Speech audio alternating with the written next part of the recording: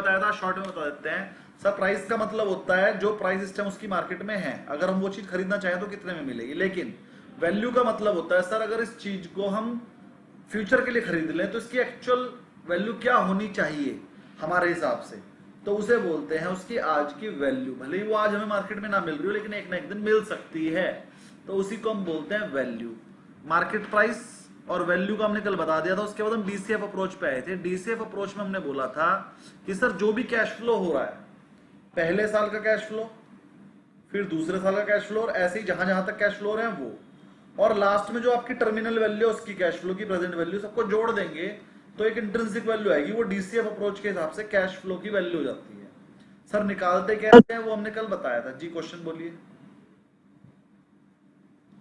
बोलिए बोलिए सर, बोलिए क्या क्वेश्चन था, बोलिए।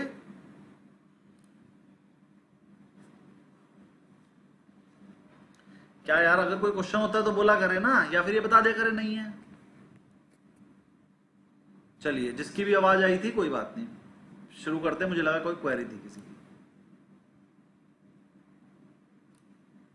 हमने आपको डीसीएफ अप्रोच कल बताई थी, वो थोड़ा सा रिवीजन करा रहा हूं फिर से। सर डीसीएफ अप्रोच में क्या होता है, आपको फर्स्ट ईयर में मान लीजिए 10 रुपए मिल रहे थे, सेकंड ईयर में 15 मिल रहे थे, थर्ड ईयर में 18 मिल रहे थे, फोर्थ ईयर में 20 मिल रहे थे, और फिर आपको बताया गया फिफ्थ ईयर से लेके और नेक्स्ट अनलिमिटेड ईयर्स तक आपको मिल जाएंगे 30 रुपीज। तो वो 30 रुपीज ऐसे भी बता सकते हैं कि हर साल मिलेंगे, या फिर इसकी टर्मिनल वैल्यू कैलकुलेट करके भी बता सकते हैं कि 300 रुपए का वो शेयर हो जाएगा 5 साल बाद, और आप 5 साल बाद उस शेयर को बेच ही दोगे तो आपके पास कैश फ्लो 300 रुपए आएगा। तो अगर 30 रुपए बता रहा होगा तो आपको टर्मिनल वैल्यू कैलकुलेट करनी पड़ेगी। Terminal value equal to annual income जो कि 30 रुपए है, और divide by interest rate. Interest rate question में गिवन होगा जो भी होगा, अगर 12% होगा तो 12, 10 होगा तो 10, जो भी वैल्यू निकलेगी उसे आप यहां रख दोगे 300 की जगह पर। मान लो 10% था तो ये 300 आ जाएगा, फिर 300 को यहां रख दोगे, फिर सबकी प्रेजेंट वैल्यू निकाल दोगे। प्रेजेंट वैल्यू कैसे निकाल लोगे, 10 डिवाइडेड बाय 1.10 की पावर 1, फिर 15 डिवाइड बाय 1.10 की पावर 2, फिर 18 डिवाइड बाय 1.10 की पावर 3, मतलब 3 बार डिवाइड करोगे, और 20 डिवाइडेड बाय 1.10 की पावर 4, और 300 डिवाइडेड बाय 1.10 की पावर 5, और इन सबको जोड़ के आंसर आएगा। वही डीसीएफ अप्रोच के हिसाब से इसकी वैल्यू निकलेगी, वही हमारा टारगेट है। किसी को कोई प्रॉब्लम इसमें, जो क्वेरी है वो बोलिए।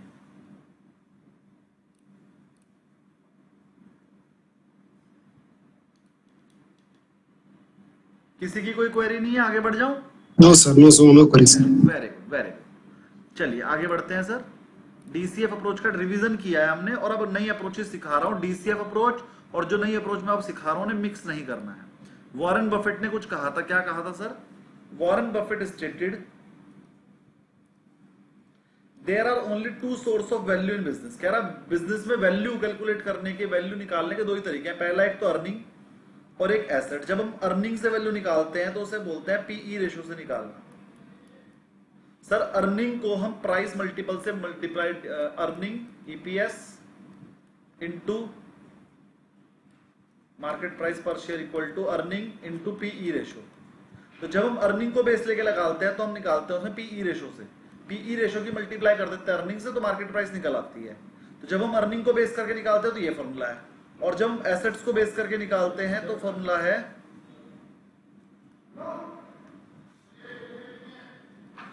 Book value into book value ratio.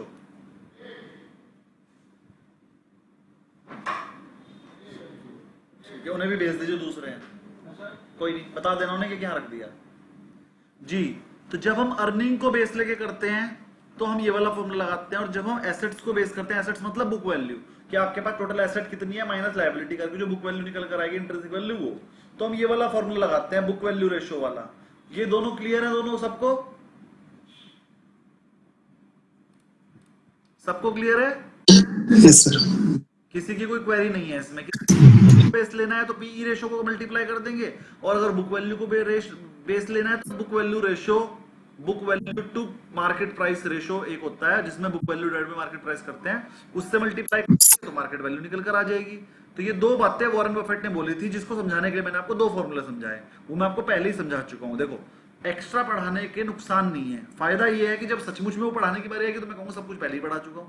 ये सब चीजें जब आपका क्वेश्चन आता था मैं फालतू में पढ़ा देता था और ये बोलता था ये भी आगे भी आएगा, लेकिन जब अब आगे आया है तो सब कुछ पहले ही पढ़ा रखा है, इसलिए पढ़ाने की जरूरत ही नहीं है। इसीलिए लास्ट के 2 लेसन में आपको कुछ पढ़ाने के लिए बचा नहीं, सब कुछ पहले ही पढ़ लिया आपने, जो बचा है वो करा दूंगा। आगे बताते हैं सर। वॉरेन बफेट ने एक बात और बोली, क्या बोली? Warren Buffett is also known to frequently, वो जल्दी जल्दी बता देते थे, price is what you pay. Price तो वो है जो आपने पे किया। अगर आपने कोई चीज 500 रुपए की दी लेकिन आपने 100 रुपए में खरीद ली तो प्राइस तो हो गया 100 रुपए जो आपने पे किया, but value is what you get. लेकिन आपको चीज तो 500 की मिली ना, तो उसकी वैल्यू 500 रुपए है। तो प्राइस और वैल्यू में क्या डिफरेंस है? वॉरेन बफेट ने बहुत इजी लैंग्वेज में बताया, प्राइस इज व्हाट यू पे and value is what you get. अब इंपॉर्टेंट पॉइंट क्या है? ये वाला सेंटेंस पेपर में आया है, ये वाला सेंटेंस पेपर में आया है, इसमें वॉरेन बफेट का नाम नहीं पूछा गया, सिर्फ फिल इन द ब्लैंक्स में आ गया, प्राइस इज और fill in the blanks and value is fill in the blanks. नीचे ऑप्शन लिखे होंगे, उसमें से आपको देखकर व्हाट यू पे और व्हाट यू गेट पे लगा देना है। ठीक, अगली आइटम सर, वैल्यूएशन निकालना आर्ट भी है और साइंस भी। सर आर्ट वो होती है जो कोई एक स्पेशल बंदा ही बता पाए आपको, लेकिन साइंस वो होती है जिसके रूल्स बुक में लिखे हों। तो जब हम वैल्यूएशन करते हैं तो हम कुछ प्रिंसिपल तो वो लगाते हैं जो बुक में लिखे हुए हैं, जैसे पीई रेशियो है ना, बुक वैल्यू रेशियो, ये तो हम साइंस है क्योंकि ये बुक में लिखे हुए रूल्स के हिसाब से हम लगा रहे हैं। लेकिन कितना है वो बुक वैल्यू रेशियो, कितना है वो पीई रेशियो, ये कहाँ लिखा हुआ है? कहीं पर भी नहीं। ये हम मार्केट से अब्सॉर्ब करते हैं कि भैया अगर वो मार्केट आईटी सेक्टर वाली है तो उसका पीई रेशियो 40 से 45 के बीच होना चाहिए, अगर वो मार्केट एफएमसीजी वाली है तो उसका पीई रेशियो 100 से 150 के बीच में होना चाहिए, लेकिन अगर वो मार्केट स्टील कंपनियां है तो उनका पीई रेशियो 5 या 10 के बीच में होना चाहिए, अगर वो मार्केट बैंक्स हैं तो 30-35 के बीच में होना चाहिए, लेकिन अगर फाइनेंस कंपनी है तो 10-15 के बीच में होना चाहिए। ये कहां से मिला? इसका कोई रूल्स एंड रेगुलेशन नहीं है, ये हम मार्केट से अब्सॉर्ब कर रहे हैं। मतलब ये किसी एक स्पेशल बंदे ने बताया, किसने बताया? मार्केट ने बताया। तो जिसके कोई रूल्स ना हो उसे हम बोलते हैं आर्ट। सर ये एक आर्ट है, इसका कोई रूल नहीं है, ये मैंने इजाद की। मैंने कौन है यहाँ पर? ये सब इजाद करी किसने? मार्केट ने। चलिए यहां तक किसी की कोई क्वेरी? चलिए सर, वॉरेन बफेट ने क्या कहा वो तो मैं समझ में आ गया। एक बहुत अच्छे सर भी हैं, उनका नाम है शिवम जी। उन्होंने क्या कहा? उन्होंने बताया डिस्काउंटेड कैश फ्लो अप्रोच। उन्होंने क्या कहा? ये बहुत इंपॉर्टेंट लाइन है, पेपर में आई है। डिस्काउंटेड कैश फ्लो अप्रोच जो है, discounted cash flow approach to valuation की जो है, is the most appropriate approach है। एक तो ये पेपर में आ सकती है, मोस्ट अप्रोप्रिएट अप्रोच कौन सी है? तो आप बोलोगे DCF for valuation when there है, ये 3 नहीं है, देयर है, स्पेलिंग ठीक कर दूंगा, देयर। अच्छा, when 3 things are known with certainty. और कब है? जब 3 चीजें आपको पता हो। वो 3 चीजें क्या हैं? रेट, कैश फ्लो और ग्रोथ। सर कितना कैश फ्लो आएगा हर साल, उसकी कितनी ग्रोथ होगी, और किस रेट पे हम उसको वैल्यूएशन करते हैं, जो फैक्टर करते हैं कि भाई उसकी प्रेजेंट वैल्यू निकालने के लिए रेट क्या है आरबीआई का, तो उसे बोलते हैं हम। ये 3 चीजें पता होंगी तो आप discounted cash flow approach use कर पाएंगे। इतने में कोई प्रॉब्लम?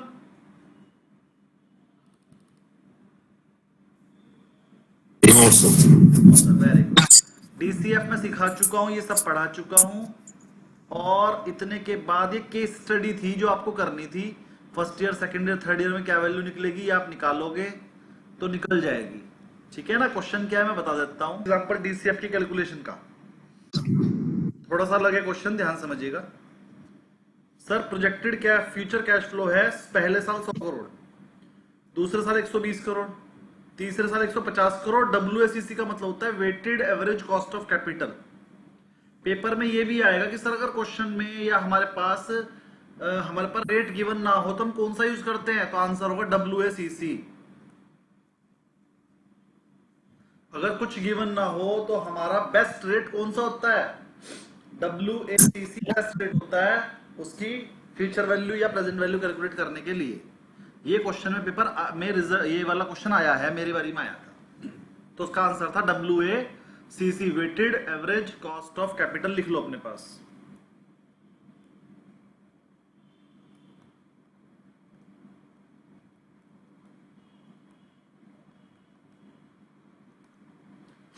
चलो 12% का रेट भी गिवन है। अब इसमें नई चीज क्या दे दी?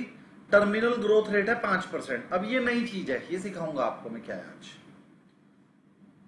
उसके बाद इसने कहा कि इसकी वैल्यू निकाल दो, कैलकुलेट, पहले सबसे पहले टर्मिनल वैल्यू निकाल लो। टर्मिनल वैल्यू कैसे निकलेगी वो एक अलग क्वेश्चन है, ठीक है।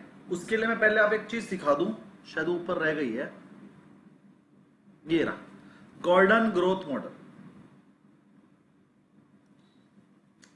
पहले समझ लीजिए। अब मैंने कल आपको बताया था सर अगर आपको इन फ्यूचर 50,000 रुपए साल की जरूरत है, 50,000 महीना की जरूरत है, तो इंटू 12 कर दोगे, साल के हो जाएगा ये, और divided by rate of interest कर दोगे, मान लो 12% इंटू 100, तो ये 50 लाख रुपए आ गए थे कल। मतलब अगर आप 50 लाख रुपए इकट्ठे कर लो और उसे 12% वाली चीज में डाल दो, तो वो 50,000 रुपए महीना आपको दे देगी। मैंने कहा था अगर ऊपर ईयरली इनकम लिखोगे तो नीचे ईयरली रेट लिखना, और अगर खाली मंथली इनकम लिखोगे 50,000 तो नीचे मंथली रेट लिख देना 1%, तो भी 50 लाख ही आंसर आएगा। ये मैं आपको टर्मिनल वैल्यू कल निकालनी सिखा चुका हूं। अब गोल्डन ग्रोथ मॉडल ने क्या बोला, पिछला तो क्लियर है ना सबको। अब ये गोल्डन वाले ने क्या बोला, सर डीसीएफ अप्रोच में एक खामी है। इसने बोला गोल्डन ग्रोथ मॉडल, जीजीएम, इसे जीजी मॉडल भी बोलते हैं, गोल्डन ग्रोथ मॉडल। इसने इसमें नया पॉइंट ला दिया sir, growth. Sir DCF approach बोलती थी कि 1 साल 2 साल 3 साल 4 साल में तो आपको कुछ मिलेगा, फिर 5वें साल से लेकर और अनलिमिटेड ईयर्स तक एक फिक्स अमाउंट आपके पास आएगी, हम उसकी टर्मिनल वैल्यू निकाल लेते थे। लेकिन अब गोल्डन ग्रोथ मॉडल क्या बोलता है, 1 साल 2 साल 3 साल 4 साल तो आपको कुछ मिलेगा, और फिर एक टाइम बाद 5वें साल से लेकर अनलिमिटेड ईयर तक एक फिगर प्लस कांस्टेंट ग्रोथ आएगी। मतलब सर पहले साल 10 मिला, फिर 20 मिला, फिर 15 मिला, फिर 25 मिल गया, और अब उसने कहा 30 रुपए मिलेंगे 5वें साल में, फिर हर साल वो 5% बढ़ते रहेंगे। मतलब 5वें साल से आपको 30 रुपए मिले, अगले साल 30 रुपए में 5% बढ़ जाएगा, उससे अगले साल जो आंसर है उसमें 5% बढ़ जाएगा, फिर 5% बढ़ जाएगा। तो सर ये कैलकुलेशन तो हमें अनलिमिटेड ईयर तक करनी पड़ेगी, तो कैसे करेंगे? क्वेश्चन सबके समझ में आ गया? डीसीएफ अप्रोच और जीजी मॉडल के बीच में डिफरेंस समझ में आ गया? डीसीएफ अप्रोच में टर्मिनल वैल्यू होती थी कि सर एक ही वैल्यू मिलेगी जिंदगी भर हर साल, और जीजी ग्रोथ मॉडल बोलता है कि ये जो टर्मिनल वैल्यू है, जो हमें हर साल अब मिलने वाली वैल्यू है, ये हर साल सेम नहीं रहेगी, ये एक फिक्स कांस्टेंट रेट से ग्रोथ करेगी। तो अब ऐसे क्वेश्चन की टर्मिनल वैल्यू कैसे निकालने? मेथड दोनों सेम है, निकालनी दोनों में प्रेजेंट वैल्यू ही है, लेकिन जीजी मॉडल में ग्रोथ फैक्टर आ गया। और सर ग्रोथ वाली टर्मिनल वैल्यू तो मैंने आपको सिखाई नहीं, तो कैसे सिखाऊंगा वो बता देता हूं। क्वेश्चन सबको समझ में आ गया? किसी को समझ में नहीं आया हो तो बोलो, क्योंकि मैं डिलीट कर रहा हूं, फिर दोबारा नई तरीके से समझाऊंगा। आ गया सर, क्वेश्चन समझ में आ गया। क्वेश्चन समझ में आ गया, बस उसके अंदर ग्रोथ आ गई है। पहले जो मैंने कल समझाया था उसमें ग्रोथ नहीं थी, एक जैसी फिगर हर साल मिलती थी। अब की बार क्वेश्चन ने बोल दिया कि जो फिगर आपको 5th ईयर में मिलेगी वो हर साल 5% से बढ़ जाएगी, यानी कि 5th ईयर में अलग, 6th में अलग, 7th में अलग, 8th में अलग, 9th में अलग, 10th में अलग, और अनलिमिटेड ईयर तक वो बढ़ती ही रहेगी। चलो बता देता हूं इसका क्वेश्चन कैसे आया। मैंने एक बंदे को कहा भाई आज से जब तू बूढ़ा हो जाएगा तो तेरे को 50,000 रुपए महीना चाहिए। उसने कहा नहीं सर ये तो बात आपने बिल्कुल ठीक की, जब मैं बूढ़ा हो जाऊंगा मुझे 50,000 महीना चाहिए, लेकिन इन्फ्लेशन तो हर साल बढ़ जाएगी, तो पहले साल मुझे 50,000 चाहिए, अगले साल मुझे 55,000 चाहिए, उससे अगले साल मुझे 60,500 चाहिए, उससे अगले साल हमें 66,550 चाहिए, यानी कि इनकी इन्फ्लेशन रेट कितनी मानकर चल रही है? 10%। ये मानकर चल रहा है कि जब मैं बूढ़ा हो जाऊंगा उसके बाद हर साल मेरा खर्चा 10% बढ़ जाएगा, तो मुझे जो पैसे चाहिए ना, पहले साल 50,000 चाहिए, अगले साल 55,000 महीना चाहिए, उससे अगले साल 60,500 रुपए चाहिए, उससे अगले 66,550 चाहिए। तो बताओ जरा मुझे कितनी वैल्यू इकट्ठी करनी पड़ेगी, कोई बता सकता है क्या कि आपको कितने पैसे इकट्ठे करने पड़ेंगे जो आपको पहले साल 50,000 महीना मिल जाए, उससे अगले साल 55,000 मिल जाए, उससे अगले साल 60,000 मिल जाए, उससे अगले 66 वैसे अनलिमिटेड ईयर तक कभी आपको 10 करोड़ भी देने पड़ सकते हैं। हर साल 10% पैसा बढ़कर मिल जाए और आपके पैसे कभी खत्म ही ना हो। तो ये फिगर निकालने का एक फॉर्मूला है जो आपने कल सीखा था, लगभग वही कल आपने सीखा था, terminal value equal to income divided by rate. लेकिन अगर इसमें ग्रोथ मॉडल भी हो तो उसका फॉर्मूला हो जाता है रेट माइनस ग्रोथ। अब इस फॉर्मूले के हिसाब से अगर हम कैलकुलेट करें, इनकम हमें चाहिए 50,000 इंटू 12 एक साल की, ईयरली रिटर्न है हमारी 12%, माइनस ग्रोथ है हमारी 10%। कैसे आई? 50 से 55 जाने में कितनी ग्रोथ हुई? 10%। पता दिखाओगे कैसे? 5000 की ग्रोथ हुई 50,000 पे इंटू 100, 10% आंसर आ गया। तो ग्रोथ भी आपको कैलकुलेट करनी पड़ेगी। ग्रोथ का रेट क्या होता है? फॉर्मूला क्या होता है? Growth equal to D1 minus D0 upon D0। D1 होता है नेक्स्ट ईयर की इनकम, D0 होता है करंट ईयर की इनकम, और उसे D0 पे निकाल लेते हैं, यानी कि 55,000 माइनस 50,000 डिवाइडेड बाई 50। तो ये आंसर आ गया 10%। तो ये फॉर्मूला भी पेपर में जाता है। ग्रोथ निकाल कर बताओ जी बस कितने परसेंट होते हैं, फॉर्मूला भी आता है। D1 का मतलब होता है डिविडेंड या फिर income of next year, D1 next year, और D0 होता है प्रेजेंट ईयर। तो इसे आप ऐसा भी लिख लो, DN लिख लो, इसे DP लिख लो, प्रेजेंट ईयर नेक्स्ट ईयर, आपकी मर्जी है जो मर्जी लिखो। बस हमारा कहना ये है D0 current year, D1 first year, D2 होगा तो सेकंड ईयर, D3 होगा तो थर्ड ईयर। और अगर आपके पास D0 D1 ना गिवन हो, D2 D1 गिवन हो, तो D2 में से D1 लेस कर लो अपॉन D1 कर लो, तो भी 10% ही आंसर आएगा। अगर हम इस 60,500 में से 55,000 लेस कर लेंगे तो आंसर आएगा 5,500। 5,500 डिवाइड बाई 50,500 इंटू 100 करोगे तो भी 10% ही आएगा, क्योंकि ग्रोथ तो हर साल 10% ही है ना। कोई से भी 2 साल का डिफरेंस ले लो और छोटे वाले से डिवाइड कर दो। तो ग्रोथ निकालनी सबको आ गई।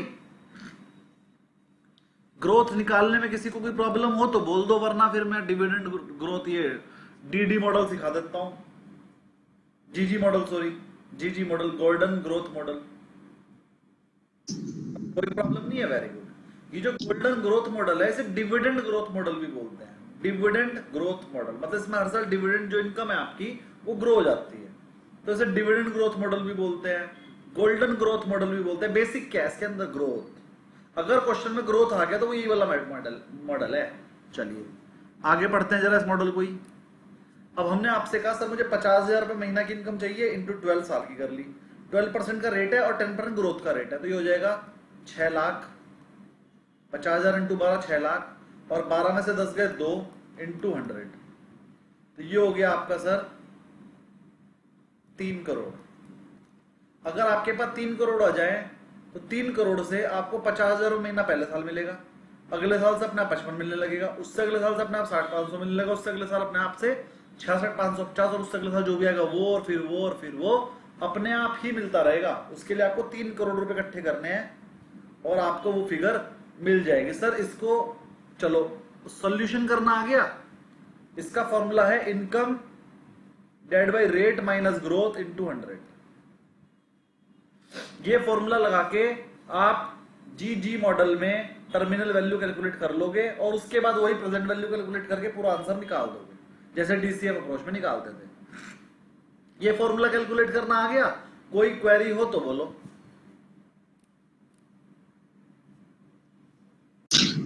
सर एक बार फिर से एक बार थोड़ा सा एक बार रिवाइंड करिएगा।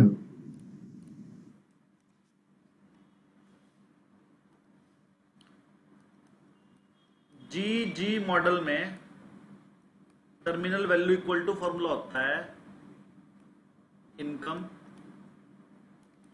डिवाइडेड बाय इंटरेस्ट, तो पहले होता था, इसमें से G लेस कर देते हैं, और इंटू 100, ये फॉर्मूला होता है। यानी कि 50,000 रुपए महीना की इनकम चाहिए थी, इसलिए 12 से मल्टीप्लाई करेंगे। इंटरेस्ट रेट था 12%, माइनस 10% था ग्रोथ रेट। दोनों चीज क्वेश्चन में पहले ही गिवन होगी, इंटरेस्ट रेट भी और ग्रोथ भी। अगर क्वेश्चन में गिवन ना हो तो ग्रोथ का फॉर्मूला होता है वो D1 minus D0 upon D0, ये ग्रोथ का फॉर्मूला होता है, ग्रोथ का, G का। तो G आप इससे भी निकाल सकते हो, और D1 का मतलब होता है नेक्स्ट ईयर का डिविडेंड, D0 का मतलब होता है करंट ईयर का डिविडेंड। ये दोनों चीज क्वेश्चन में गिवन होगी, आप लेस करके और फिर D0 से डिवाइड कर देना, ग्रोथ निकल जाएगी। उस ग्रोथ को यहां रख देना और ये सब चीज क्वेश्चन में गिवन होगी, टर्मिनल वैल्यू निकल जाएगी। कंफ्यूज मत हो। यहां से 3 करोड़ आंसर आया। अगर आपके पास 3 करोड़ होगा तो आपको पहले साल 12 लाख रुपए मिल जाएंगे, उससे अगले साल 10% बढ़ के 13,20,000 मिल जाएंगे, उससे अगले साल 10% और बढ़ जाएगा तो 14,52,000 मिल जाएगा, और 100 ऐसे ही चलता रहेगा। अब किसी को कोई क्वेरी, 2 फॉर्मूले सिखाए हैं मैंने, बहुत इजी हैं और सॉल्व हो जाएंगे। किसी की कोई क्वेरी अभी भी अपने पास नोट जरूर कर ले। किसी की कोई क्वेरी हो तो बोलिए, क्योंकि अभी मैं इसी मॉडल को और अच्छे समझाने वाला हूं। कोई क्वेरी हो तो बोलिए। नहीं। अब इसी मॉडल को जरा थोड़ा सा और समझते हैं, क्या है ये मॉडल, क्या डिफरेंस क्या है इसके अंदर। एक तो डिफरेंस ये है कि इसके अंदर ग्रोथ वर्ड आ गया, और अगर ग्रोथ वर्ड आ गया तो आपको जो नॉर्मली आपको पैसा जमा करना तो उतने से काम नहीं चलेगा, थोड़ा ज्यादा जमा करना पड़ेगा। और ये ग्रोथ रेट क्या है, इन्फ्लेशन फैक्टर भी हो सकता है। भाई आप इन्फ्लेशन के हिसाब से ज्यादा पैसा चाहते हैं, इसलिए ग्रोथ चाहिए आपको अपने पैसे में भी। चलिए अगली आइटम मैं थोड़ा सा इसको न्यूमेरिकली समझा देता हूँ। आपने कहा सर पहले साल मुझे 12 लाख चाहिए, पहले साल 12 लाख चाहिए, दूसरे साल 13 लाख 20 हजार, चौथे साल 14 लाख 52 हजार, ऐसे ऐसे ऐसे ऐसे। और इसके लिए कितने रुपए चाहिए, 3 करोड़। क्या होगा, आपने 3 करोड़ इकट्ठे कर लिए और उसे 10-12% से पैसा लगा दिया, तो आपके पास कितने आए, 3 करोड़ पे 12 लाख 36 लाख रुपए आया। 36 लाख में से 12 लाख उसने दे दिया आपको, अब आपके पास कितने हो गए, 3 करोड़ 24 लाख पे 12% कैलकुलेट करो कितना आया,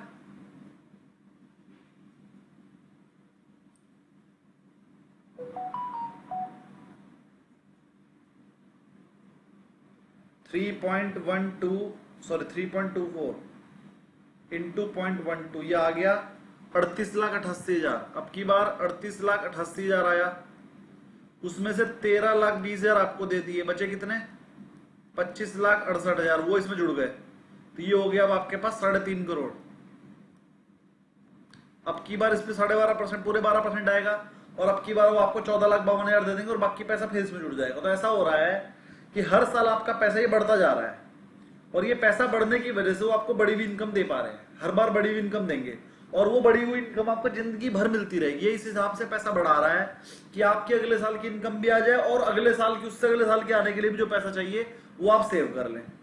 तो ये इस तरीके से कैलकुलेशन करके बताता है ये मॉडल कि आपको जो ग्रोथ चाहिए वो जिंदगी भर मिलती रहेगी, 200, 500, 1000 सालों तक भी मिलती रहेगी, आपके मरने के बाद आपके बच्चों को भी मिलती रहेगी इनकम, बिल्कुल इसी तरीके से ग्रोथ के साथ। तो ये फॉर्मूले से की वो वैल्यू निकल कर आ जाती है। कोई क्वेरी कि सर ये ग्रोथ लेस करने से क्या बेनिफिट हुआ, कि वो ज्यादा इन्वेस्टमेंट करा के ज्यादा इनकम ले रहा है, उसमें से आपका जो टारगेट है वो आपको दे रहा है, बचा हुआ पैसा फिर री इन्वेस्ट हो रहा है, और री इन्वेस्टमेंट होने की वजह से अगली इनकम और ज्यादा आ रही है, जिससे आपकी बड़ी हुई इनकम भी दे पा रहा है वो। और वो बड़ी इनकम देने के बाद देखो कितनी इनकम बढ़ी, यहां से यहां तक 36 से 33, 88 करने में कितनी इनकम बढ़ी, 3,88,000, और आपने कितनी इनकम बढ़ाई थी, सिर्फ 1,20,000। तो जो एक्स्ट्रा इनकम हुई है ये सारी री इन्वेस्ट हो जाएगी, जिससे कि आपकी जो अगली इनकम और बढ़नी है, जो पहले 12 से 14-52 जाने के लिए 2,50,000 बढ़ गए, ये कहां से दोगे आप जिंदगी भर, ये बढ़ी हुई इनकम से जो आपकी री इन्वेस्ट हो जाएगी। इसी चीजों को फॉलो करके इंश्योरेंस कंपनी अपने इंश्योरेंस के प्लान बनाती है, इसी मेथड को फॉलो करके म्यूचुअल फंड कंपनी अपने म्यूचुअल फंड के प्लान बनाती है। और अगर आपको ये चीज समझ में आ गई ना, तो कोई इंश्योरेंस एडवाइजर आपका बेवकूफ नहीं बना पाएगा, और आप सबका बना पाएंगे, क्योंकि किसी को बेवकूफ बनाने के लिए पहले बेवकूफ ना बनने की कला आनी चाहिए। तो अगर आपको ये चीज अच्छे से समझ में आ गई तो आपका तो कोई बना नहीं पाएगा, और आप सबका बना पाओगे। इसमें किसी को कोई क्वेरी हो तो बोलिए, वरना हम थोड़ा सा आगे बढ़ते हैं। पेपर में इतना कुछ डिटेल में नहीं आएगा, थ्योरी आएगी। ग्रोथ मॉडल में वो ग्रोथ को फैक्टर इन करके चलता है, ये पेपर में आएगा। कोई क्वेरी हो तो बोलिए, कोई क्वेरी नहीं है, थोड़ा सा थ्योरी पढ़ते हैं। चलिए, तो सर वो कह रहा है इसमें 3 स्टेप होते हैं। पहला स्टेप क्या है कि फ्यूचर कैश फ्लो बताओ कितने आएंगे। भाई कैश फ्लो तो आप ही बताओगे ना, क्वेश्चन में गिवन होता है। दूसरा, determine the discount rate. Discount rate बताओ क्या होगा, वो WACC को ले लेते हैं, देखो लिखा भी है, use the weighted average cost of capital as a discounted rate.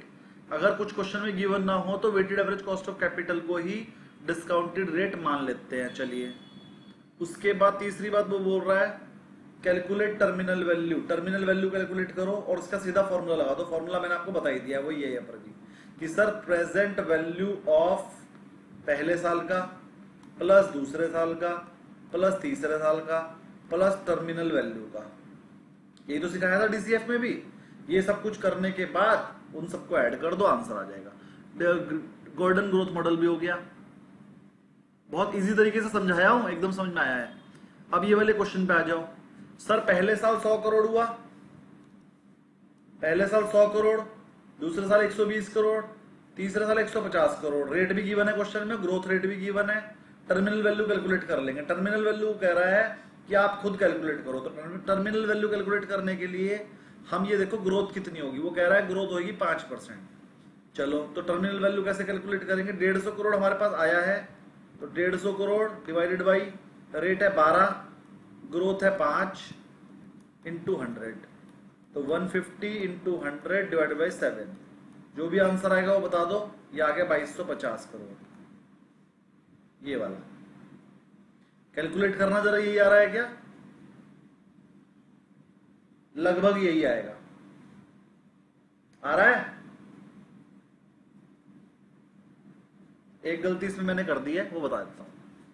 हमारे को 4th ईयर से ग्रोथ होनी शुरू होगी, तो पहले यहां पर 4th ईयर में कैलकुलेट करना पड़ेगा। 4th ईयर कैलकुलेट करने के लिए 150 प्लस 5% ग्रोथ हो जाएगी।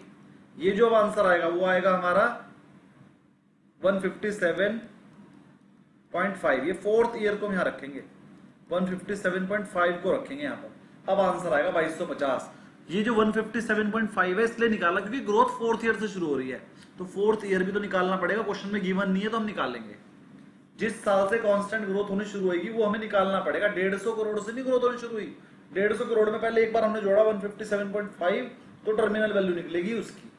तो ये क्वेश्चन में ज्यादातर गिवन होगा, नहीं हो तो हम कैलकुलेट कर लेंगे। किसी को कोई क्वेरी ये 4th ईयर क्यों निकाला समझ में ना आया हो तो बता दो, और अगर ये एक्चुअल वैल्यू कैसे निकली ये ना पता, टर्मिनल वैल्यू कैसे निकली ये ना समझ में आया तो बता दो। आगे सबको समझ में? सर थोड़ा एक बार तो बता दीजिए। बता देते हैं सर, बिल्कुल बताएंगे, आ जाओ। क्वेश्चन में गिवन है पहले साल आप 100 करोड़ कमाओगे, दूसरे साल 150 करोड़ कमाओगे, 200 करोड़ कमाओगे, 4th ईयर 100 करोड़ कमाओगे वापस। लेकिन 5th ईयर से बोला, 5th ईयर से जो 4th ईयर में कमाया था उसमें 5% की ग्रोथ हो जाएगी अनलिमिटेड ईयर तक। तो 5th ईयर से होगी ना, तो पहले 5th ईयर का निकाल दो लो। 5th ईयर में होगी 100 करोड़ कमाया था 4th में प्लस 5%, यानी कि 105 करोड़, यानी 5th करोड़ का निकालना पड़ेगा। 105 करोड़ आया। अब आगे से वो 5% की ग्रोथ, उसके लिए टर्मिनल वैल्यू का फॉर्मूला लगा देंगे। तो पहले 5th ईयर कैलकुलेट करना पड़ेगा, फिर टर्मिनल वैल्यू का फॉर्मूला लगेगा। वो ही हमने लगाया उस वाले क्वेश्चन में। ये देखो, इसमें 3 साल तक दे रखा था और 4th ईयर में बोला कि अब आपका ग्रोथ 5% चलेगा, तो 5% पहले से 150 में लगा के निकालो, तो आया 157.50। अब ग्रोथ जो टर्मिनल वैल्यू का फॉर्मूला है वो लगा दो। Income 157.50 divide by 12 minus growth rate into 100। वो फॉर्मूला मैंने आपको बताया था, terminal value equal to income divided by tax divided by interest rate minus growth rate into 100। यही फॉर्मूला मैंने यहाँ लगाया, तो ये फिगर निकल कर आ गई 2250 ये। अब कोई प्रॉब्लम किसी को, कोई क्वेरी? Very good. उसके बाद हम क्या, 100 करोड़ की प्रेजेंट वैल्यू 1 साल की, 120 करोड़ की 2 साल की, 150 करोड़ की 3 साल की, और जो ये 2250 आया इसकी 4 साल की, क्योंकि 4th ईयर में मिला। वही हमने यहाँ निकाल लिया। देखो 100 करोड़ की सिर्फ एक बार करा, ये पावर 1 है। 120 को 2 बार करा, 150 को 3 बार करा, और 2250 को 1.12 करने के बाद 4 बार करेंगे इसे आप। इसने 1.12 एक बार ये अलग करा और 3 बार, ये टोटल 4 ही बार हो गया। तो 4 बार करा, और इतना करने के बाद सोल्यूशन करने के बाद आपका आंसर ये आ गया। प्रेजेंट वैल्यू निकल कर आ गई सबकी, और इंट्रिंसिक वैल्यू आपके सामने ये आ गई, और ये क्वेश्चन का आंसर हो गया। पेपर में इतना बड़ा क्वेश्चन आने के चांसेस है नहीं, लेकिन अगर आ जाए तो आपको निकालना आना चाहिए, इसलिए मैंने सिखा दिया। चलिए अब थ्योरी आएगी। थ्योरी क्या आएगी वो पढ़ लो, ये आएगी, ये इंपॉर्टेंट चीज अब जो पढ़ा रहा हूं।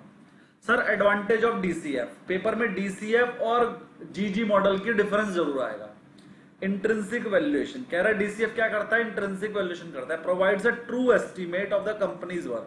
कह रहा है कंपनी की वर्थ बता देता है आपको। फ्लेक्सिबल मॉडल, और ये क्या है, फ्लेक्सिबल है। Can incorporate different scenario and assumptions, helps in investment decision, compare the market price to the fair value. कह रहा है फेयर वैल्यू कैलकुलेट करके आपको बता देता है। अब इसमें दिक्कतें क्या है सर, डीसीएफ अप्रोच लगाने में आपको प्रॉब्लम क्या आएगी? पहला, सेंसिटिव टू असम्पशन। कह रहा है इसके अंदर बहुत सारे असम्पशन लगते हैं, जैसे इंटरेस्ट रेट क्या लेना है, ग्रोथ रेट क्या लेना है। ग्रोथ रेट पहली बार डीसीएफ में होता नहीं है, जीजी मॉडल में होता है। दोनों की बात मिलाकर बताई गई है यहाँ पर ना, दोनों को मिलाकर ही बता दिया गया है। कह रहा है इसके अंदर जो असम्पशन लेनी पड़ती है ना, ग्रोथ रेट क्या होगा, अब हमें थोड़ी पता अगले 20 साल क्या होगा। हमने असम्पशन ही तो लिया कि 5% की ग्रोथ आएगी अगले 20 साल, कंफर्म थोड़ी आएगी। तो ये असम्पशन कौन लेता है? Research analyst. ये असम्पशन कौन लेता है? Research analyst.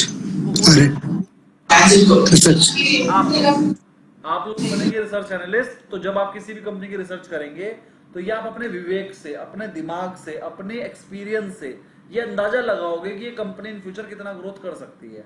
अगर कंपनी उतना ही ग्रोथ करेगी तो शेयर आपके रेट के हिसाब से बढ़ेगा, अगर कंपनी आपके एक्सपेक्टेशन से ज्यादा ग्रोथ करेगी तो शेयर आपके एक्सपेक्टेशन से ज्यादा बढ़ेगा, और अगर कंपनी ने आपके एक्सपेक्टेशन से कम ग्रोथ करी तो शेयर आपके एक्सपेक्टेशन से नीचे गिर जाएगा।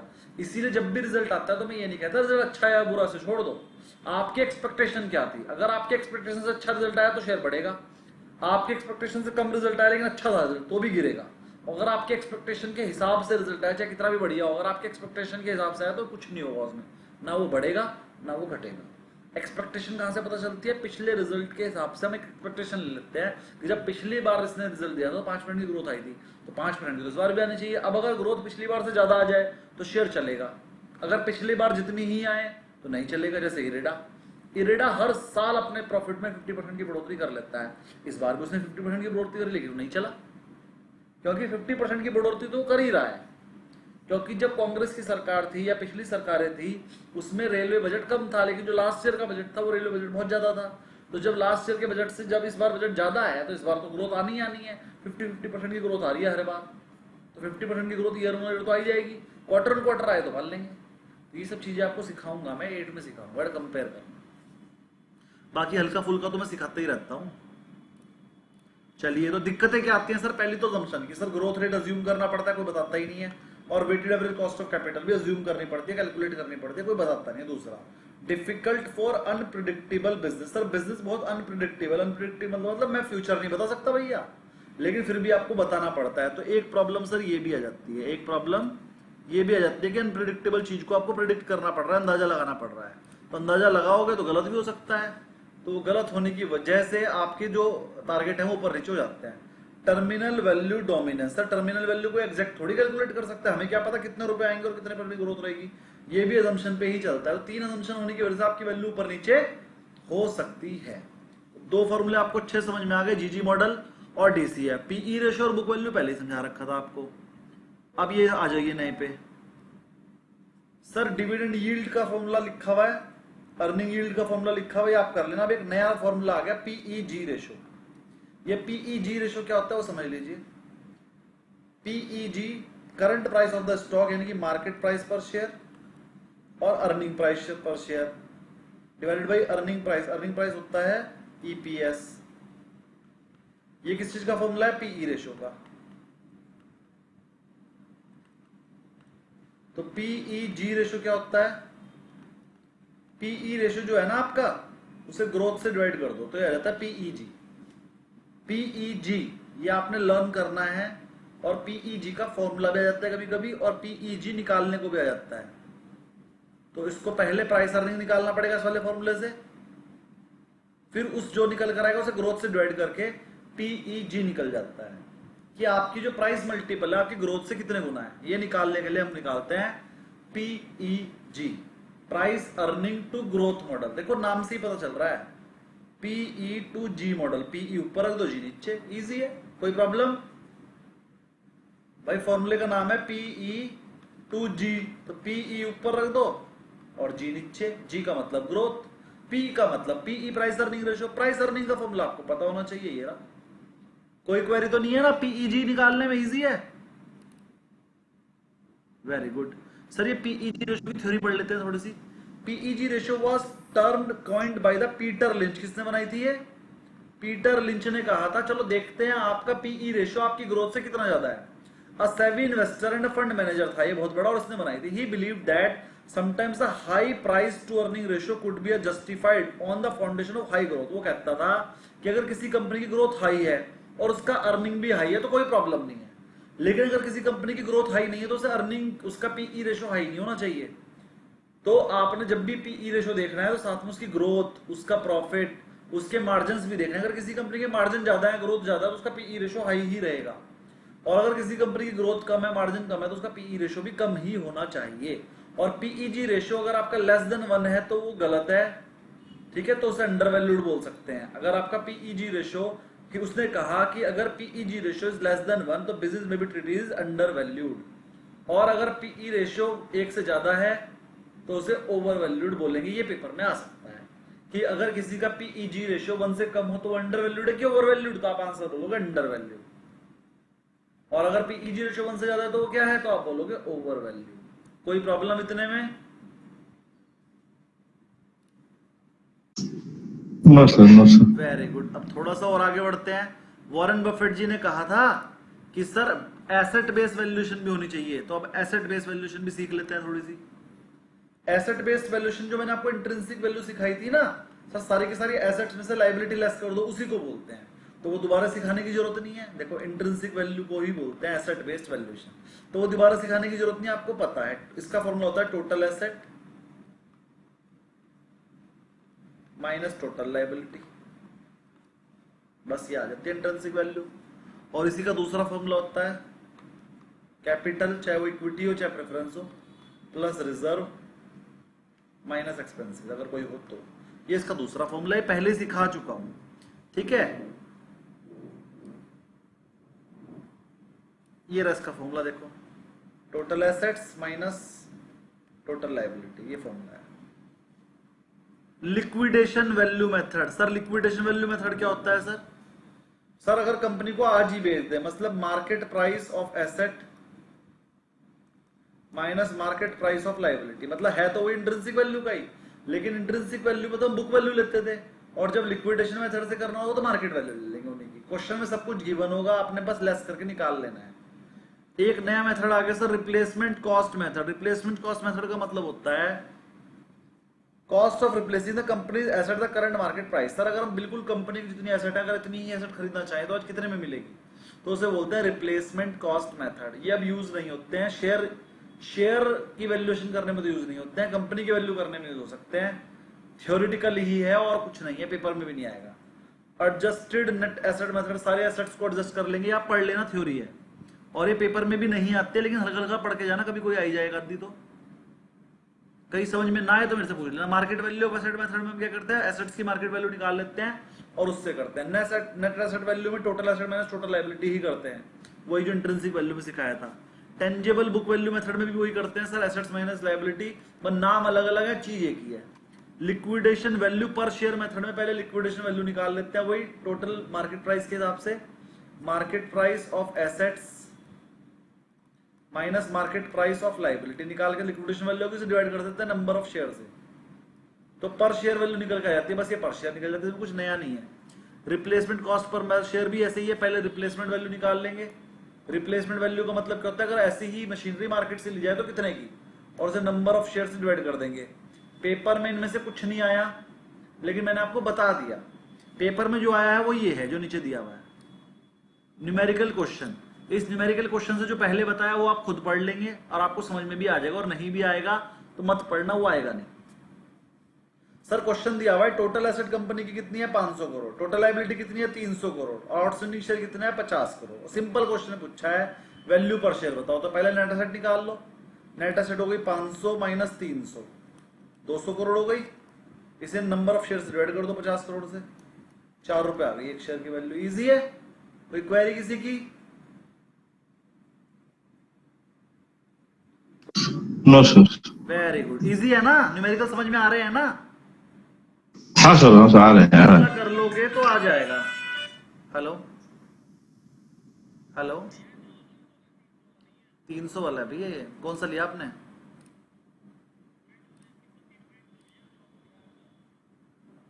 तीन प्रिंट तो जो एक मिनट सर जी, लड़के नहीं 300 वाला होता है, मुझे तो पता भी नहीं आपने क्या लिया। कौन सा वाला लिया आपने 3 प्रिंट? अरे सर वापस ले लूंगा अगर गलती से आ गया होगा तो, उसमें कोई बड़ी बात नहीं, पता तो चले कौन सा है। अब आप मुझे बताओ कौन से वाला आया।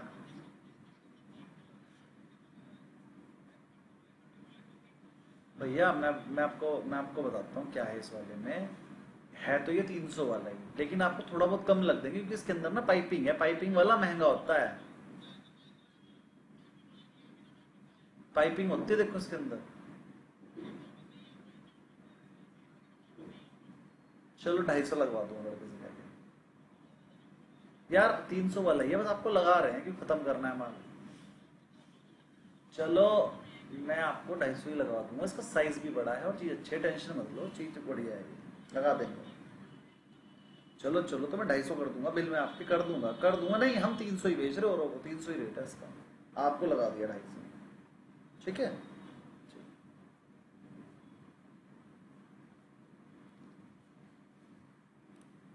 हाँ जी, थोड़ा सा आगे बढ़ते हैं। ये क्वेश्चन आपका आराम से हो जाएगा। नेक्स्ट देखते हैं क्या है। एक और है, कह रहा कैलकुलेट लिक्विडेशन वैल्यू और रिलायबल वैल्यू 80% मान लो, तो कोई प्रॉब्लम नहीं है सर।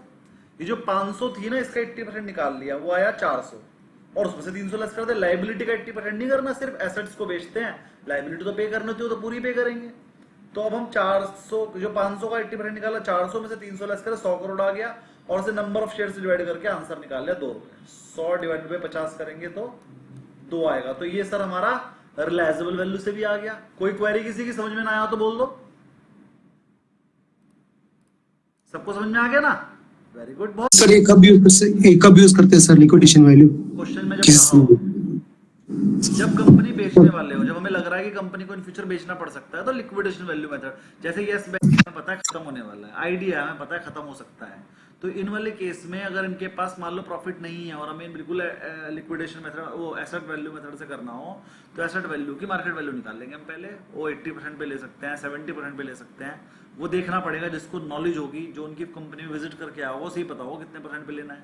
तो एनालिस्ट जो है कंपनियों में विजिट भी करते हैं और वहां की वैल्यू पता लगा लेते हैं कितने %, फिर उस हिसाब से वैल्यूएशन करते हैं। ठीक है, तो रिलायबल वैल्यू उन वाली कंपनियों में यूज की जाती है जो कंपनी 1-2 साल में बंद होने वाली है, हमें लगता है कि बंद हो भी सकती है, तो फिर एनालिस्ट कहता है मैं तो उसमें रिलायबल वैल्यू से करूंगा इसकी वैल्यूएशन, तो फिर वो रिलायबल वैल्यू से वैल्यूएशन करता है। चलिए, सर क्वेश्चन में जो आउटस्टैंडिंग शेयर्स दिए, उसका आउटस्टैंडिंग शेयर्स का क्या मतलब है एग्जैक्टली? आउटस्टैंडिंग शेयर का मतलब कितने शेयर हैं इस कंपनी के, total, basically equivalent to total number of shares. हाँ, टोटल नंबर ऑफ शेयर को ही बोलते हैं आउटस्टैंडिंग शेयर, कितने share. Advantage of asset based valuation समझ लो सर। एसेट सर एक वियर्ड क्वेश्चन है। अगर हम शॉर्ट सेलिंग किए है और वो सडनली कंपनी डीलिस्ट हो गया, मुझे पता नहीं, समझ ले, मैं रेगुलर इन्वेस्टर हूँ, वो सडनली डीलिस्ट हो गया, मेरे को पता नहीं था वो होने वाला है, उस समय क्या हो सकता है सर? शॉर्ट सेलिंग कैसे करी आपने? नहीं, ऐसे मैं आज सेल करता हूँ ना, सेल करते हैं ना, पुट का कॉल लगा दिया। सर फ्यूचर में करी, कैश में करी? फ्यूचर में करे सर, अभी लेकिन फ्यूचर में कर सकते हैं। जब डीलिस्ट होगा ना, उसे 6 महीने पहले बता दिया जाता है कि मैं 6 महीने बाद डीलिस्ट हो जाऊंगी, तो ओके ओके करते हैं पहले ही, फ्यूचर आने बंद हो जाते हैं उसके। जब पता चल गया 6 महीने बाद बंद होएगी और फ्यूचर, तो अगले फ्यूचर इशू नहीं बंद हो जाते हैं उसके। तो जब फ्यूचर ओके तो दूसरा, अगर आपने कैश में शॉर्ट किया होगा तो सुबह से कैश में शॉर्ट हो तो शाम को कंपनी अपने आप कवर कर देगी, में चला जाएगा। अगर नहीं करा होगा कंपनी ऑक्शन में चला जाएगा, तो वो वाली टाइम मतलब डीलिस्ट एकदम से कोई रातों रात थोड़ी कर सकता है। डीलिस्टिंग के कि भैया 6 महीने बाद कंपनी डीलिस्ट होगी, जिसे बेचना बाचना है बेच दो, जिसको कंपनी सरेंडर करना है, कंपनी खरीदने को तैयार है आपके शेयर, लेकिन कंपनी कहती है कि डीलिस्ट कर रही हूँ, जिसको अपने शेयर बेचना है कंपनी लेने को तैयार है। डीलिस्टिंग का रूल है कि अगर आपको डीलिस्टिंग करोगे तो आपको ऑफर देना पड़ेगा मार्केट में कि अगर आप कंपनी को अपना शेयर देना चाहते हो तो इस रेट पे लेने को तैयार है, और जो रेट है उस टाइम के मार्केट रेट से ज्यादा ही होना चाहिए, रूल है ये। ओके सर, क्लियर हो गया, थैंक यू। चलो आगे बढ़ते हैं सर। हाँ, एडवांटेज क्या है सर एसेट्स बेस्ड वैल्यूएशन करने के? वैसे तो थ्योरी आप पढ़ लोगे, मैं पढ़ा देता हूँ सर। अब इससे टेंजिबल डेटा मिलता है, रिड्यूसिंग सब्जेक्टिव असम्पशंस वगैरह हो जाते हैं सर। आपको ना एसेट बेस्ड वैल्यूएशन, उसकी एक्चुअल वैल्यू पता लग जाती है कि अगर कंपनी को आज बेच दें तो कितना होगा। लिक्विडेशन एनालिसिस करने से सर अगर उस कंपनी को बेचे तो उसकी बिल्कुल एग्जैक्ट वाली वैल्यू पता चलती है। और एसेट रिच कंपनीज के केस में ज्यादा अच्छा होता है सर, मान लो उनका प्रॉफिट तो कम है लेकिन एसेट बहुत ज्यादा है, तो ऐसी कंपनियों की वैल्यूएशन एसेट बेस्ड वैल्यूएशन से ही करना चाहिए। लिमिटेशन आप पढ़ोगे वही है कि सर हमारे को सबसे असम्पशन लेनी पड़ती है, इग्नोर इंटेंजिबल एसेट को इग्नोर करके चलते हैं इसमें हम, क्योंकि एसेट बेस्ड वैल्यूएशन में सिर्फ उन्हीं एसेट्स की वैल्यू लेते हो आप जो आपको दिखाई दे रही है। आप गुडविल की वैल्यू तो आप लेते ही नहीं हो, तो इंटेंजिबल एसेट्स को इग्नोर करके चलते हो, पेपर में थोड़ी में आ सकता है। नो अर्निंग कंसिडरेशन, अगर मान लो किसी कंपनी का एसेट्स नहीं है, जैसे ओयो के पास अपनी एसेट्स नहीं है, एक भी होटल नहीं है, तो अगर एसेट बेस्ड वैल्यूएशन करोगे उसकी वैल्यू निकल कर आएगी 0, लेकिन वैल्यू तो उसकी है ना, क्योंकि उसमें हमने अर्निंग को कंसीडर ही नहीं करा। और ओयो को हम एसेट बेस्ड वैल्यूएशन से वैल्यू नहीं करते, उसे करते हैं हम पीई रेशियो। तो एसेट बेस्ड वैल्यूएशन करते समय हम अर्निंग को कंसीडर नहीं करते, और not ideal for growth company, और जिन कंपनियों में बढ़िया ग्रोथ चल रही है उसके लिए ये वाला कंसेप्ट अच्छा नहीं है। ये सिर्फ उन्हीं कंपनियों के लिए अच्छा होता है जो कंपनियां खत्म होने वाली है। चलिए जी, अगला आ गया कैपिटल एसेट प्राइसिंग मॉडल, और मैं लिख कर दे सकता हूं कैपिटल एसेट प्राइसिंग मॉडल पे एक न्यूमेरिकल जरूर आएगा, आता ही आता है। मेरी बारी में भी आया था, और एक नहीं 2 आए थे मेरी बारी में। बहुत ही इंपॉर्टेंट है ये, और ये न्यूमेरिकल के हिसाब से इंपॉर्टेंट है, पेपर के हिसाब से आपकी लाइफ में यूज नहीं होता। लेकिन पेपर में यही वाला आता है, capital asset pricing model.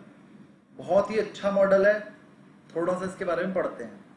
Sir CAPM calculate the expected return on an asset by considering risk free rate, market risk and asset sensitivity to market movement, beta, उसे हम बोलते हैं बीटा। बीटा का फुल फॉर्म क्या है? Asset sensitivity to market movement. ये full form आ सकती है पेपर में, इंपॉर्टेंट, आपने लर्न करनी है, और बीटा की फुल फॉर्म पेपर में आ सकती है। पर्पस क्या होता है सर इस मेथड का? ये एस्टिमेट करता है required rate of return for an asset of for security. Sir जो मैंने आपको क्वेश्चन बताया था ना, WACC यूज करते हैं, एवरेज कॉस्ट ऑफ कैपिटल, ये वो वाला रेट बताता है कि कौन सा रेट यूज करना चाहिए, ये बताता है। ये कौन सा मॉडल है? Capital asset pricing model. ठीक है सर, कब यूज करना होता है सर? जब आपको स्टॉक, बॉन्ड्स या अदर इन्वेस्टमेंट को वैल्यू करना हो, और डिस्काउंटेड रेट कैपिटल को कैलकुलेट करने के लिए भी यूज हो जाता है, जब आपको DCF में यूज करना हो। कैसे करते हैं सर वो बता देता हूं। इसका फॉर्मूला होता है कॉस्ट ऑफ इक्विटी। वैसे कॉस्ट की जो स्पेलिंग होती है वो C से शुरू होती है, लेकिन यहां पर उसे K से डिनोट किया जाता है। किससे डिनोट किया जाता है? K से। तो cost of equity equal to risk free return plus market return minus risk free return, ये फॉर्मूला होता है इसका।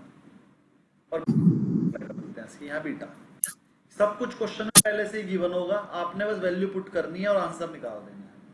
ये क्या कहता है कि सर जो रिस्क फ्री रेट है ना आपका, रिस्क फ्री रेट, अगर आप उससे ज्यादा कमा रहे हो, मतलब आपका रिस्क फ्री रेट है 5, लेकिन सर मैं तो 7 कमा लिया, तो जो 2% फालतू कमाया ना, इसको बीटा से मल्टीप्लाई करके मान लो बीटा है 0.5, तो 5% तो आप कमा ही रहे थे, लेकिन जो 2% आप फालतू कमा रहे हो ना, इसकी वजह से भी आपको 1% कॉस्ट ये एक्स्ट्रा मिलेगी। तो 6% आपकी कैपिटल एसेट प्राइसिंग मॉडल के आपसे कॉस्ट कैलकुलेट हुई। तो वो कहता है कि सर आपने जो रिस्क फ्री रेट है वो तो आपकी कॉस्ट है ही है, लेकिन अगर आप रिस्क फ्री रेट से ज्यादा कमा रहे हो तो कुछ कॉस्ट हम आपकी बढ़ा देंगे, पूरी की पूरी नहीं बढ़ाएंगे। अगर आप 7% कमा रहे हो तो 7 नहीं कहेंगे, लेकिन जितना फालतू कमा रहे हो उसे बीटा के हिसाब से बढ़ाएंगे, और जो वैल्यू निकल कर आएगी वो आपकी कैपिटल एसेट प्राइसिंग मॉडल है। मतलब आप जो कमा रहे हो उसके हिसाब से आपकी रेट कितनी होनी चाहिए, ये वो मॉडल से रेट निकल कर आई। न्यूमेरिकली आपके लिए इंपॉर्टेंट है, फॉर्मूला लर्न करना है, और फॉर्मूला लर्न करके क्वेश्चन में, पेपर में क्वेश्चन आएगा सॉल्व कर देना, आंसर आ जाएगा। इतना ही आपके काम का है, बाकी कुछ नहीं। कोई हो तो बोलिए, वरना मैं आगे बढ़ता हूँ। सर एक बार बीटा की डेफिनेशन फिर से समझा देंगे? बीटा होता है सर सेंसिटिविटी, एसेट्स की सेंसिटिविटी, कि सर अगर मैं एसेट में 10 लाख लगाता हूं तो मैं कितना % पैसा कमा लूंगा। तो वो अलग अलग कंपनीज में अलग अलग होती है। मान लीजिए अगर मेरी सोलर की कंपनी है तो उसमें तो आप पैसा हर महीने डबल कर लोगे, लेकिन वही पैसा अगर आप किसी कपड़े की शॉप में लगा दोगे तो उसमें 1 साल में भी डबल नहीं होगा। और वही पैसा अगर आप राशन की दुकान में लगा दोगे तो 4 साल लग जाएंगे डबल होने में। और वही पैसा अगर आप किसी लोहे वगैरह बेचने वाली उसमें लगा दोगे तो भैया फिर 3-4 साल लग जाएंगे। लेकिन वही पैसा अगर CA अपने उसमें लगा दे, जो प्रोफेशनल है, वो हर 2 महीने में डबल कर लेता है अपना पैसा। तो अलग अलग जगह का beta, sensitivity of the earning on the assets, कि एसेट्स में पैसा लगा के आप कितने % कमा सकते हो, वो हर कंपनी के लिए अलग अलग होता है। वो बीटा क्वेश्चन में पेपर में गिवन होगा, आपने तो बस वैल्यू पुट करनी है और आंसर निकालना है। 1-2 क्वेश्चन में करवा भी देता हूं।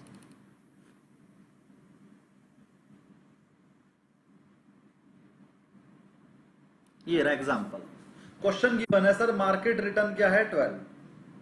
आपको क्वेश्चन में सब कुछ पहले से गिनूंगा, मार्केट रिटर्न 12 है, रिस्क 7% है, तो मार्केट प्रीमियम बताओ। मार्केट प्रीमियम का फॉर्मूला होता है मार्केट प्रीमियम इक्वल टू जो आपने कमाया वो मार्केट की return, return of market minus risk free return, बस ये प्रीमियम हो गया। इसी प्रीमियम को बीटा से मल्टीप्लाई करते हैं तो इसे बोलते हैं मार्केट प्रीमियम। तो अगर खाली मार्केट प्रीमियम बोल रहा है तो सिर्फ इसे माइनस करना है, तो आपका आंसर आ जाएगा मार्केट प्रीमियम क्या होता है। अब अगर पूरा का पूरा निकालना है तो देखो क्वेश्चन अगला, सर रिस्क फ्री रेट भी गिवन है, बीटा भी गिवन है, मार्केट रेट भी गिवन है, तो फॉर्मूले में रख दो और निकाल दो, इसमें क्या बात है।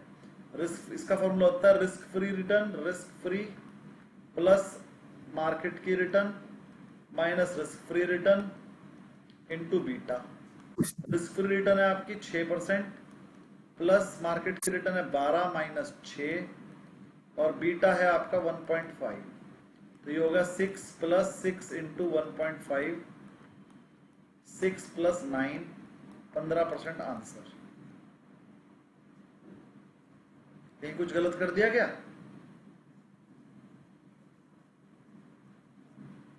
करेक्ट है सर। बिल्कुल सही है आंसर। किसको गलत लगा था क्वेश्चन? सचिन जी को? सर करेक्ट, अच्छा, करेक्ट बोला था आपने। वो करेक्ट बोल रहा था, आंसर करेक्ट था। अगर मान लीजिए यहाँ कुछ और लिखा होता ना तो मैं कहता बुक ही गलत है, मैं सही हूँ। मेरे को तो आता है ना, मुझे बुक से देखने की जरूरत थोड़ी है। बुक में तो हो सकता है मैं गलत लिख दूं, गलत छाप दूं, कुछ मेरा दिमाग खराब हो गया उस टाइम पर कुछ गलत लिख दूं, लेकिन जो मैं बता रहा हूँ बिल्कुल ठीक है। अगर बुक में कुछ और लिखा होगा तो बुक ही बदल दूंगा। अरे भाई है ना, आंसर 50 नहीं आएगा। चलिए, हाइयर बीटा होगा तो हाइयर रेट आएगा। अगर बीटा 1 से छोटा होगा, देखो अब इसमें नई चीज ये है, अगर हाई बीटा होगा, बीटा 1 से बड़ा है तो हाइयर रेट आएगा निकल के। देखो 15% आया, और आपने कमाया कितना था? आपने कमाया खुद 12, आपने तो कमाया 12 लेकिन रेट निकल कर आया 15, क्योंकि यहां पर बीटा 1 से बड़ा था। तो जो आपका अगर बीटा 1 से बड़ा, पेपर में बस ये आएगा, अगर बीटा 1 से ज्यादा है, हाई बीटा है, तो उस में आपकी जो कॉस्ट निकल कर आएगी, एक्सपेक्टेड रिटर्न बोलते हैं, इसे एक्सपेक्टेड रिटर्न भी बोलते हैं। तो कैपिटल एसिड प्राइसिंग मॉडल से एक्सपेक्टेड रिटर्न आपकी अगर मान लो बीटा 1 से ज्यादा है तो एक्सपेक्टेड रेट भी हाई रहेगा, और अगर बीटा कम होगा तो एक्सपेक्टेड रेट भी आपकी अपनी वाली रेट से कम आएगा हमेशा। ठीक है, ये फॉर्मूला हो गया, याद कर लो, ये बहुत इंपॉर्टेंट बात हो गई। हाइयर बीटा, हाइयर रिस्क और हाइयर रिटर्न। अगर बीटा एग्जैक्ट 1 है तो सेम ही आएगा, फिर 12% ही आएगा। हाँ, अगर बीटा 1 है, अगर बीटा 1 होगा तो यही वाला क्वेश्चन करते हैं, 6% प्लस 12 माइनस 6 इंटू 1, 6 प्लस 6 आ गया 12, आपके क्वेश्चन का आंसर। अगर बीटा 1 होगा तो जो आप कमा रहे हो वही आएगा आंसर। लो बीटा होगा तो उस कंपनी में रिस्क भी कम होगा लेकिन रिटर्न भी तो कम ही आएगा। और अगर बीटा 1 होगा ना, ये देखो लिखा हुआ है, अगर बीटा 1 होगा तो मार्केट रिटर्न ही आपकी रिटर्न आएगी, बिल्कुल इक्वल आएगी। ये तीनों चीज हमने लिख कर दे रखी है आपको, और ये पेपर में आती है। एडवांटेज आप खुद पढ़ोगे, इसकी थ्योरी है, लिमिटेशन आप खुद पढ़ोगे, बस। और ये लेसन हो गया खत्म।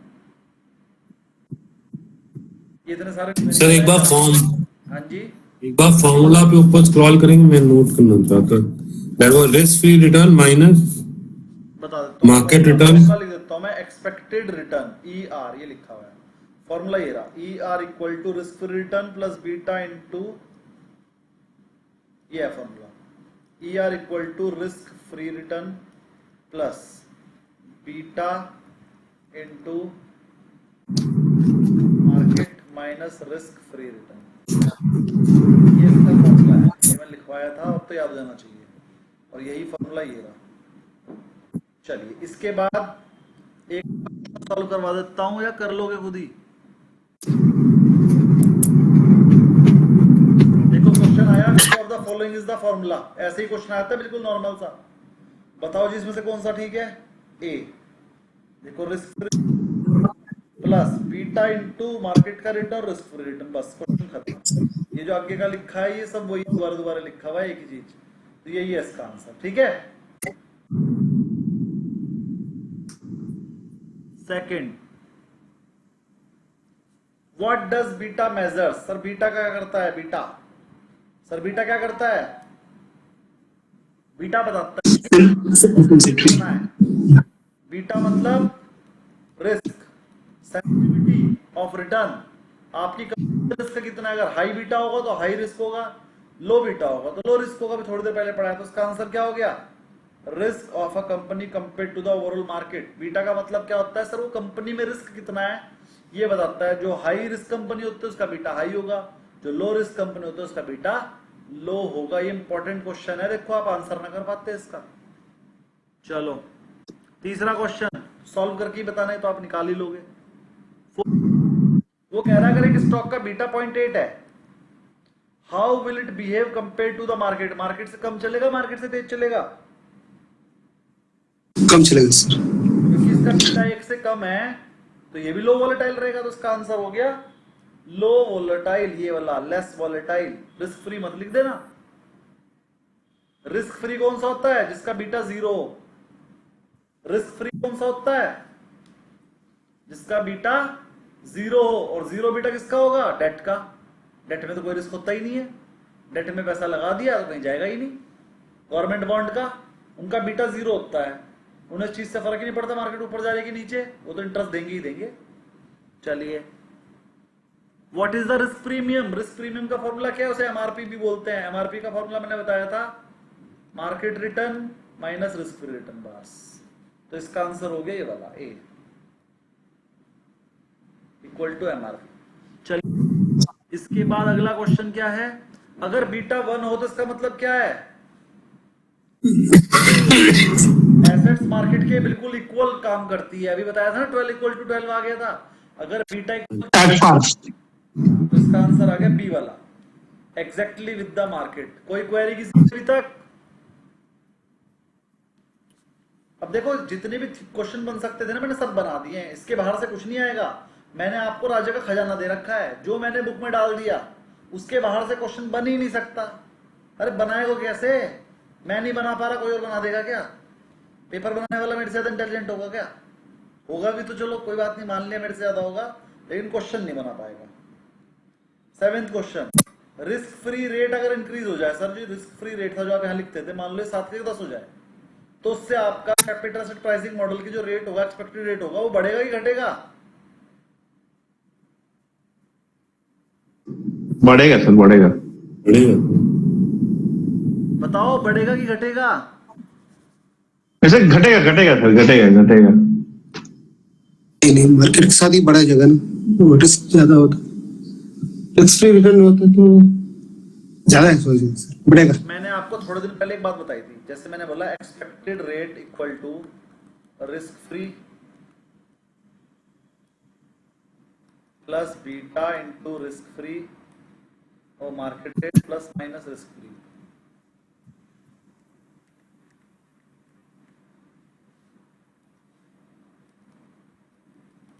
ये फॉर्मूला होता है, इसमें कुछ भी अपॉन में तो नहीं है ना, अपॉन में तो कुछ है ही नहीं। जो चीजें अपॉन में होती है वो उल्टा होती हैं, लेकिन जो चीजें ऊपर होती है वो सेम होती है। अगर ये बढ़ेगा तो ये बढ़ेगा। तो अब अगर मैं आपसे पूछूं रिस्क फ्री बढ़ने से इसमें क्या फर्क पड़ेगा? तो बढ़ने से बढ़ेगा और घटने से घटेगा। अगर मैं आपसे पूछूं बीटा के बढ़ने से क्या फर्क पड़ेगा, तो ये भी बीटा के बढ़ने से ये बढ़ेगा, घटने से घटेगा। और मार्केट के बढ़ने से क्या होगा? बढ़ने से बढ़ेगा, घटने से बढ़ेगा। सबके सब फॉर्मूले में कहाँ है? ऊपर। ऊपर मतलब अंश में, अंश मतलब न्यूमरेटर में। आपने अंश और हर पढ़ा था, ऊपर वाले को अंश बोलते हैं, नीचे वाले को हर बोलते हैं। इंग्लिश में ऊपर वाले को न्यूमरेटर बोलते हैं, नीचे वाले को डिनोमिनेटर बोलते हैं। तो अगर न्यूमरेटर में कोई चीज है तो वो पॉजिटिवली रिलेटेड होती है, उसके बढ़ने से वो वाली चीज भी बढ़ेगी, उसके घटने से वो वाली चीज भी घटेगी। और अगर डिनोमिनेटर में कोई चीज होती है वो इनवर्सली, उल्टी इनवर्सली रिलेटेड होती है, उसमें उल्टा। यहाँ पर इनवर्स में तो कुछ है ही नहीं, सब कुछ ऊपर ही है। तो रिस्क फ्री रेट हो चाहे बीटा हो चाहे मार्केट रेट हो, इनके बढ़ने से एक्सपेक्टेड रेट बढ़ेगा ही बढ़ेगा। किसको समझ में नहीं आया कि बढ़ेगा? नहीं समझ में आ गया सर, वो मैं गलती कर गया फॉर्मूला समझने में। आप इसको सॉल्व करके भी देखोगे, पहले 2% रख के देख लो, फिर 4% रख के देख लो, वो बढ़ेगा ही, आंसर बढ़कर आएगा। चलिए, इसके बाद ही क्वेश्चंस आप करके लाएंगे, 2-4 ही बचे हैं, खुद कर लेना, थोड़ा बहुत क्वेश्चन घर से भी कर लेना। ये चैप्टर आपका खत्म हो गया, इसमें शायद कुछ और बचा नहीं, मैं देख लेता हूँ। ये भी करके लाना। देखो बहुत बढ़िया, पूरा का पूरा मैंने आपको केस स्टडी बना कर दी है, और पेपर में केस स्टडी आती है और 2-2 नंबर के आते हैं। केस स्टडी के क्वेश्चन इजी नहीं होते, हार्ड होते हैं। 5 क्वेश्चन लगभग केस स्टडी के आएंगे ही आएंगे। और देखिए कितने सारे क्वेश्चन बना के दिए, इन्हें कर लोगे तो आपकी प्रैक्टिस अच्छी हो जाएगी। इतने सारे टाइप करने में बहुत मेहनत लगती है। एक चैप्टर खत्म हो गया है, और ये वाला केस स्टडी मेरे पेपर में आई थी, इसलिए मैंने डाल दिया। चल क्यों नहीं रहा? ये वाली जो केस स्टडी है सेम एज इट इज छपी हुई मेरे पेपर में आई थी, और ये वाली केस स्टडी मुझे एनआईएसएम के मॉड्यूल में थी। मैं एक दिन पहले ही पढ़कर गया था, फिगर तक सेम आई थी, बिना सॉल्व करे पेपर कराया मैं वाला, क्योंकि मैं 1 मिनट पहले पेपर में जाने से पहले केस स्टडी पढ़कर गया था, और इस सेम केस स्टडी पेपर में आ गई। मेरे को आंसर भी याद थे इसके, तो ये कर लेना पूरी, नहीं होगी तो मैं करा दूंगा। बहुत ही बढ़िया केस स्टडी है और बहुत हार्ड भी है। कल को मैं fundamental of risk and return कराऊंगा। आपको बता दूं 11th चैप्टर के बाद, वैसे तो बुक में मैंने 2 चैप्टर और दिए हैं बनाकर, 12 और 13 भी शायद है, लेकिन वो थ्योरेटिकल है, पढ़ने आपने खुद है, मैं नहीं पढ़ाऊंगा।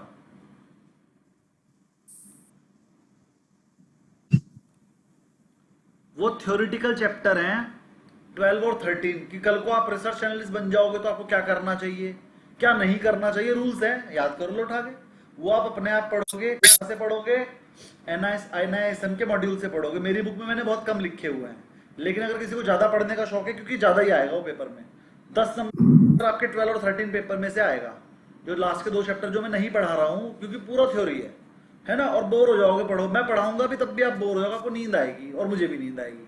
तो 12 और 13 मैं नहीं पढ़ा रहा हूँ, आप खुद रट्टा मारोगे उसे, सारे के सारे रूल पढ़ोगे और जो इंपॉर्टेंट लगेगा उसे खुद ही अंडरलाइन करके याद कर लोगे, और जो इंपॉर्टेंट है वो मैंने बुक में डाल दिया है।